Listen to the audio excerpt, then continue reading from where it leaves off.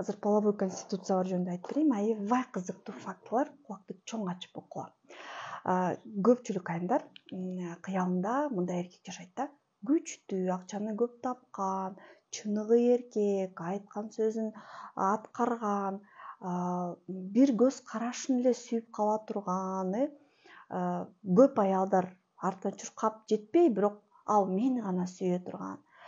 Бирок ошол эле заматта үйгө келип эле дароо башка адамга өзгөрүп, назик, мени түшүнө турган, мени сыйлаган, мага көңүл бура турган, менин сөзүмдү уга турган эркек болсо экен деп ойлойт. Невозможно, кыздар. Биринчи эркек бул күчтүү половой конституциядагы эркек. Экинчи эркек бул төмөн половой конституциядагы эркек.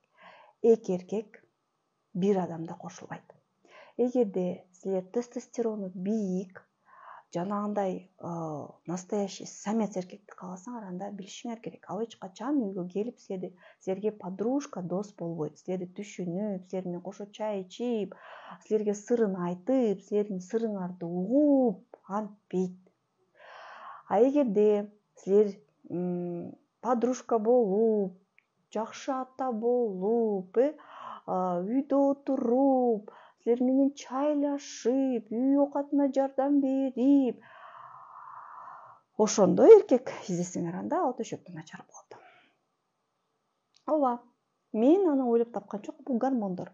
Ал гормондорду изилдеп изучать этсеңер, мыйзамдар чыгат. Бул мыйзамдарга баарыбыз баш ийебиз.